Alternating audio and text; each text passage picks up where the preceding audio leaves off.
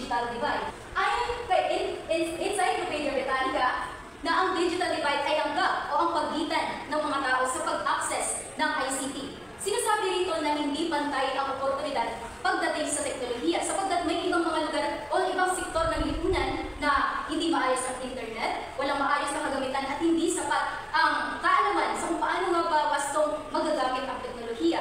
Ngunit may iba rin mga lugar sa ating lipunan na salat sa kagamitan, walang maayos na koneksyon at hindi alam o walang sapat na kaalaman kung paano nga ba tamang gamitin o wastong gamitin ang teknolohiya. Halimbawa, may mga mag-aaral na mayroong sariling laptop, mayroong sariling wifi sa kanilang bahay. Ngunit mayroon din ibang mga mag-aaral na walang maayos na internet, kailangan pang maghiram sa kakilala para lamang makasagot sa kanilang online class. Yan yung mga halimbawa ng digital divide. Ngunit kapag sinabi rin naman natin digital divide, na hindi rin lang naman ito tumutukoy sa physical na access gaya ng pagkakaroon ng gadget, tumutukoy rin ito sa kakayahan ng tao na gamitin ng epektibo ang teknolohiya. Upang mas maunawaan natin ang kontribusyon ng ICT, ay ating isa-isahin ang epekto nito sa mahalagang sektor tulad ng edukasyon, ekonomiya, kalusugan, kultura at kamahalaan. Ang mga sektor na ito ay higit na naapektuhan ng ICT sapagkat dito natin makikita ang mga pagbabagong naganap sa paraan ng ating pamumuhay at pagpapaunlad ng ating lipunan.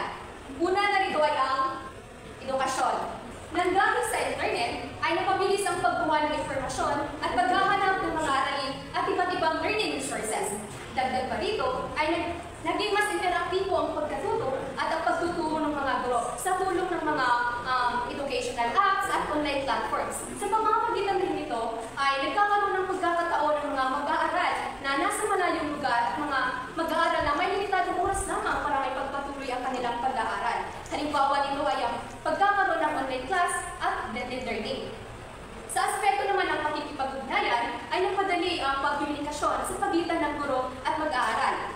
Halimbawa nito ay ang paggamit nila ng messenger o group chat, kung saan ito ay nagsilbing tulay upang mas maging malinaw ang talakayan at napadali ang mga sagot sa katanungan. Gayunpaman, ito ay may mga hamon, mga negatibong epekto gaya ng kawalan ng pantay na access sa teknolohiya, pagkakaroon ng distraksyon sa sobrang paggamit ng social media at online games.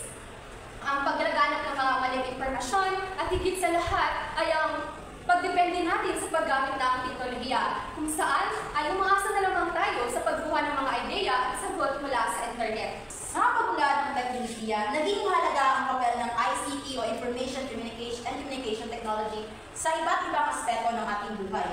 Ngayon ay ating tatalakayin ang epekto ng ICT sa ekonomiya at kalusugan. Unahin na natin ang ekonomiya. Alam naman natin na ang ICT ay may malaking epekto sa ating ekonomiya. Mayroon itong positibo at negatibong epekto. Pero unahin natin ang positibong epekto nito, na kung saan ang ICT ay nagbibigay ng opportunities o oportunidad sa atin. Una ay, kapag sinabi natin oportunidad, ito ay sa pamamagitan ng ICT ay nagbukas ang ICT ng iba't ibang oportunidad sa mga Pilipino sa pamamagitan ng mga online jobs, e-commerce, digital banking at remote work. Halimbawa, maraming Pilipino ngayon na nagtatrabaho bilang freelancer o mga virtual assistants sa pamamagitan ng mga platforms tulad ng Upwork at Fiverr. Sa pamamagitan ng mga app na ito, nakakatulong ito upang magkaroon ng kabuhayan ang mga tao kahit nasa bahay lamang sila. At sa pamamagitan din ng ICT ay nagkakaroon ng access sa mga negosyo sa merkado sa pamamagitan ng media at social media. Halimbawa nito ay yung mga sa online shopping, yung mga Shopee, Lazada, at yung pag-post natin sa Facebook at sa TikTok Shop. Sa pamamagitan ng ICT ay napapadali ang ating pagbebenta natin ng mga produkto at nakikita ito ng libo-libong tao dahil sa tulong ng ICT. Kung may positibong epekto ang ICT sa ating ekonomiya, syempre mayroon itong negatibong epekto, ang exclusion. Ang exclusion ay ibig sabihin hindi lahat ay nakikinabang. May mga sektor sa lipunan na naiiwan hindi nakikisabay sa uso sapagkat mayroong kakulangan sa access ng internet, o kaya sa gadget o wala silang kaalaman patungkol sa mga makabagong kagamitan. Kaya naging negatibong epekto sa ICT sa ating ekonomiya ang exclusion dahil hindi lahat ng tao ay mayroong kagamitan o mga kaalaman patungkol sa paggamit ng iba't ibang kagamitan para sa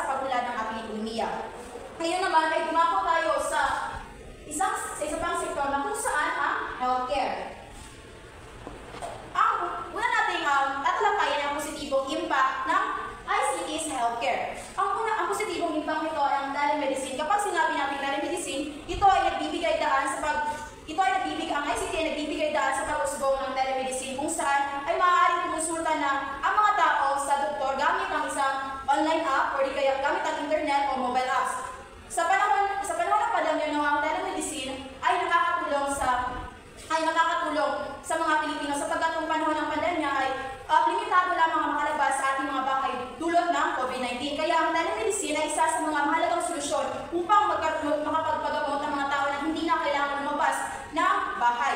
At nakakatulong rin ito upang madaling maabot ng mga Pilipino ang serbisyong medikal. At gayon naman ay tumako tayo sa negatibong epekto ng ICT sa ating healthcare na kung saan ang inaccessibility. Hindi lahat ng tao ay may kakayahang gumamit ng telemedicine o yung mga makabagong teknolohiya sa pagkukonsulta sa mga doktor.